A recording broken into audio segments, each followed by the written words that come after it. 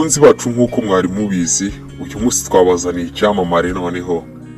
Icyamamarekazi cyabiciye bigacika, cyabacanze bagacangika, cyabacekize bagaseka, cyababyinishije bakabyina. Uyu munsi turi kumwe na Marina Deborah, abenshi bamuzi nka Marina. Marina abenshi bakunze kumumbaza cyane, bambaza ko amateka amwerekeyeho cyane. Kenshi na kenshi bakunze kwibaza impamvu atari gukora cyane, kandi bazi ko yasinye amasezerano y'imyaka 5 muri The Main. Ubu ngubu muri The Main asigajemo umwaka umwe. Marina uri kwibaza ngo ari he? Ese ari mu Rwanda cyangwa? Gusa amakuru naguha ahamye neza, Marina ari kwibera mu gihugu cyo muri Amerika. Ubu ngubu agiye gufungayo umwaka wa 2.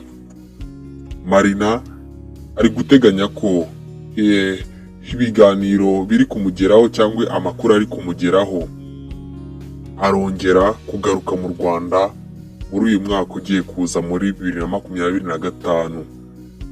Marina azaba yageze mu Rwanda. Abafana benshi bakomeje kumwandikira, bandikira na The Main bamwishyuza imizigo ko atari gusohora.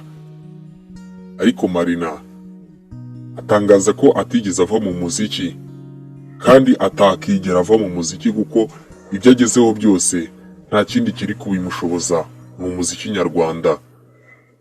Marina yatangaje ko agiye kuza noneho azanye umuziki noneho, ku buryo wenda nka 3 mu cyumweru azajya bari muri studio, bivuze ngo buri kwezi azajya bahereza ingoma.